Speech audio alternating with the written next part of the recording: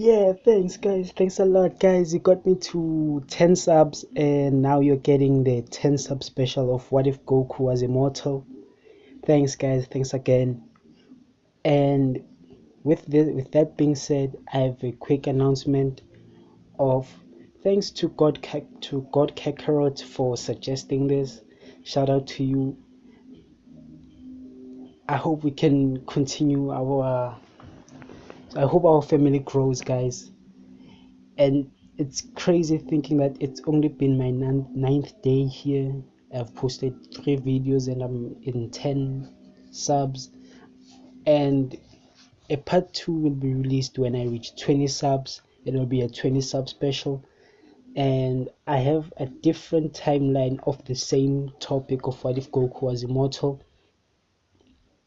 The other timeline will be similar to What If, will be a kind of What If Raditz turned good, but they'll Goku will be immortal during that part.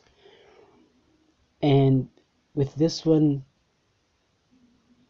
with this one, we'll see how it goes. You'll see how it goes. Let me get on with it. It's okay. The change I'll be making here is that Bardock will get the vision of Goku and Raditz dying on Earth, being struck by the special beam cannon from Piccolo, but he doesn't see Piccolo in the vision. He only sees his sons dying. Then, while he's still in the healing chamber, then when he gets out and sees Kakarot, he has the vision of him facing Frieza.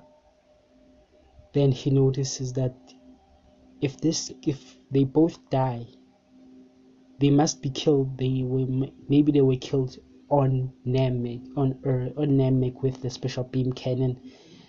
And when he checks for Goku's power level, he sees that it's a 2. So, and with Reddit's power level being 10 at birth, okay, the Reddit's power level, I have no sources for it. It's just me spitballing. Just yeah, me spitballing and saying and guessing what his power level at birth might have been, and I've come up with a 10. Then before he leaves, he heads off to Namek. Another change I'll be making is that he knows Namek. He knows the rumors about Namek, and he decides to go there.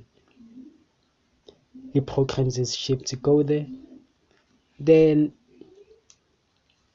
as he heads to Namek, he arrives. He doesn't kill anyone because he in his mind he thinks that maybe these people will help him, will help him, will help his son when facing Frieza. So he talks to them as nicely as he can. The literal definition of nice for a Saiyan. Then they give him directions to where he can go. He can find the Dragon Balls, and he ends up. And the final Dragon Ball he finds at Guru's place, where Guru can sense that his intentions are not as evil as him. So he asks why is he looking for the Dragon Balls. Guru in Bardock explains to Guru about him having visions and what he sees, and Guru is more than happy to give him the Dragon Balls after explaining, because we all know that Guru is a nice guy like that. I imagine seeing Guru there. No, give this man his Dragon Balls and let him make his wishes. His intentions are pure, unlike him. Now that scene will be hilarious to watch. Then moving on. Then Guru offers to, before Barak makes his wishes, Guru offers him to unlock his potential, which he does. Then we move on to Kakarot, to Barak making his wishes. his first wish is to make Goku immortal. His second wish is to make Raditz immortal. The third wish is to teleport him to planet Meat, where his friends are.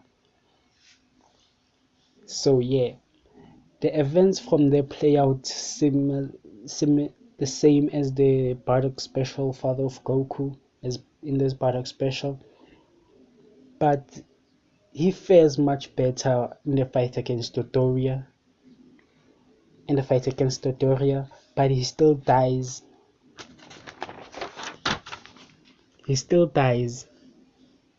Then we go to Dragon Ball.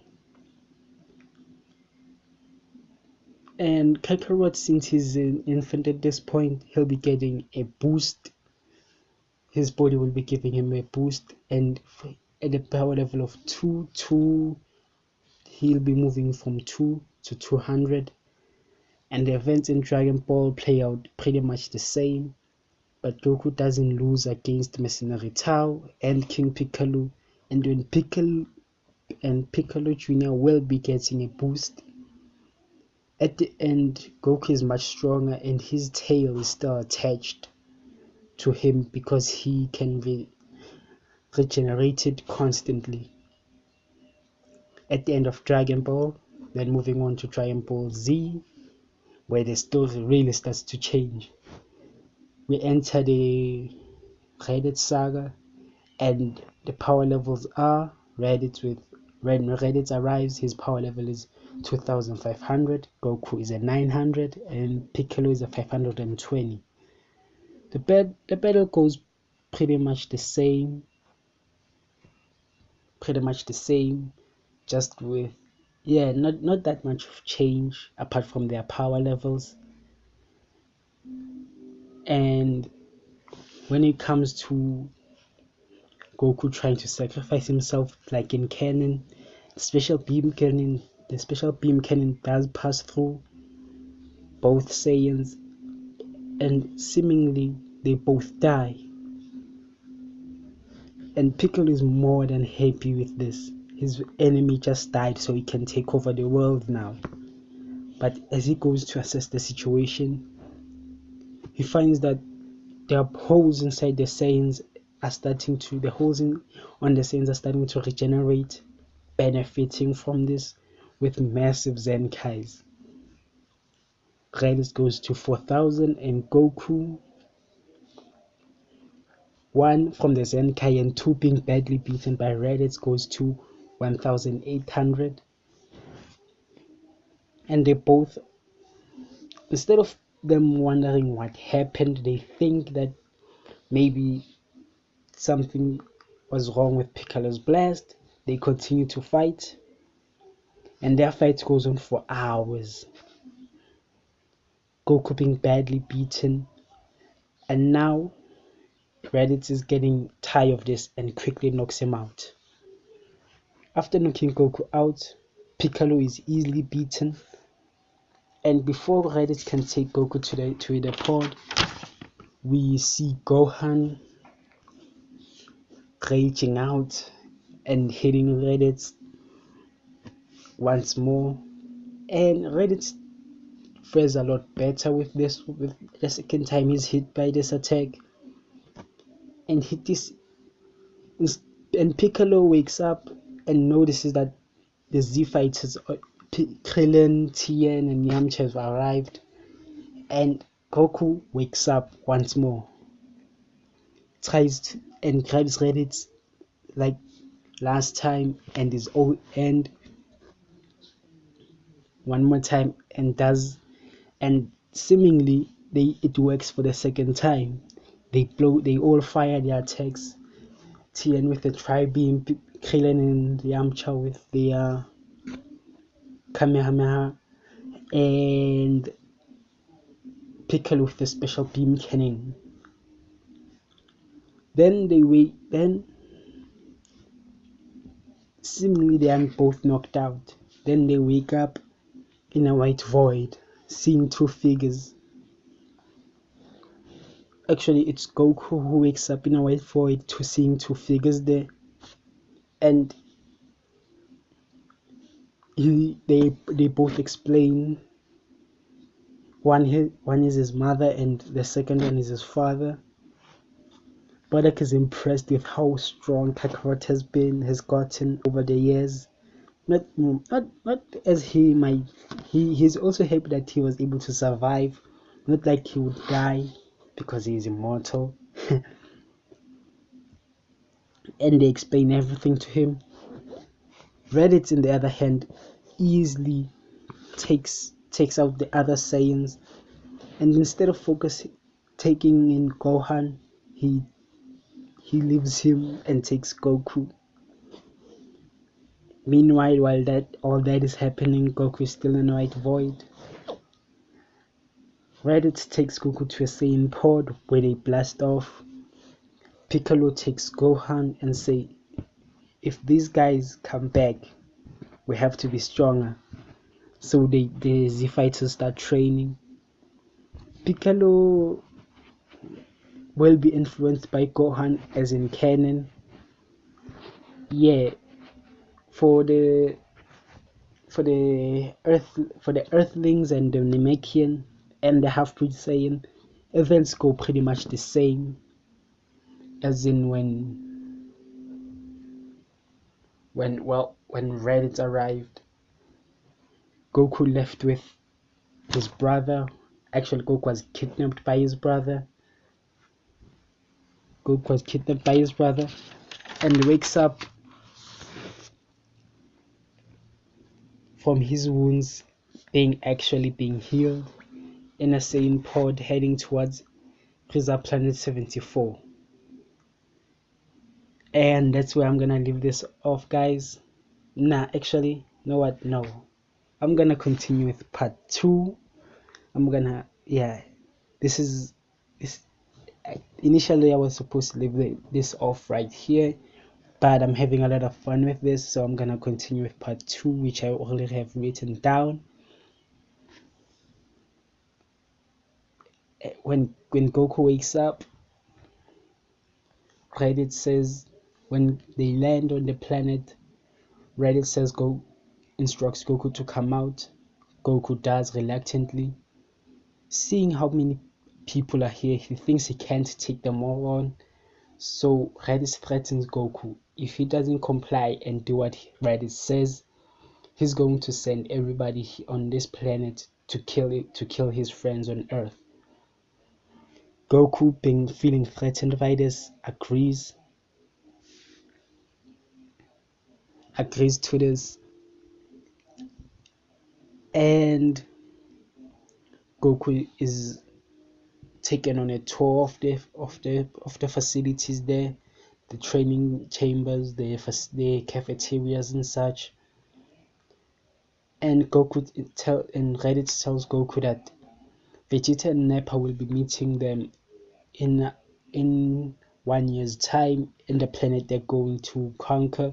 So it'll take them 6 months to get there. So they have about 6 months of preparation before they arrive, before they head off to the planet. So Goku Zenkai from healing after being beaten for the second time on Earth takes him from 1800 to just to about 3000. And the fight goes on. Then Goku, still unable to take the thought of killing people, trains day in, day out throughout the entire 6 months, because when he sleeps he has dreams of him killing people, which is totally unlike him. Raditz joins him now and again, but Goku does most of the training. Goku gets Zenkais, and now he's starting to feel very, very very, very anxious and scared. He can do all he can to escape, but he can't because these people might go to Earth and kill his friends. So he's scared. The 6 months during that time, he feels. You see Goku feeling totally powerless. Once in a while he would try to kill himself, but it doesn't work. In order for him not to take part in the massacre of an entire planet, then when he sees that there's no use, he made his change just to get his mind. Not for him to lose his mind.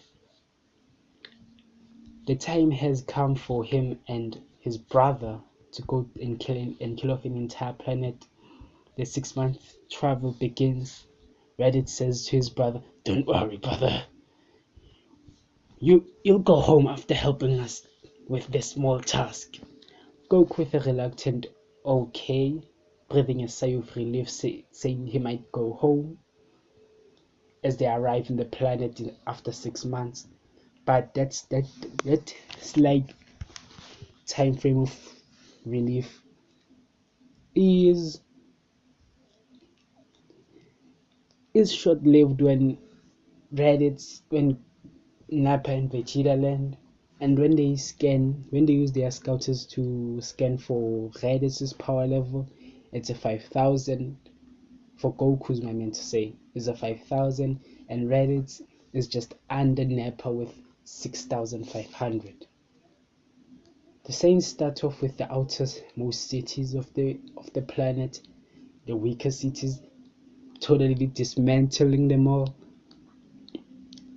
After defeat, after dismantling every weak city there, they go for a small break before nightfall.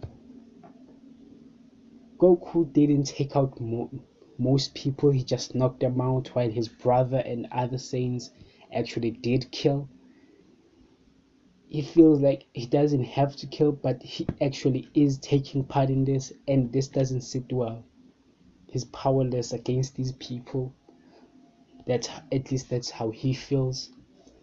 Then we move on. Then after the small break, the full moon rises.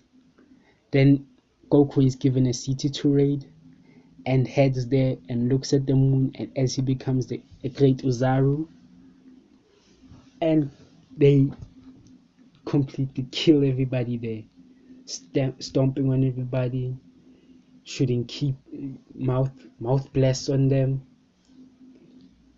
and as if what felt like an eternity for the citizens there, daybreak comes, and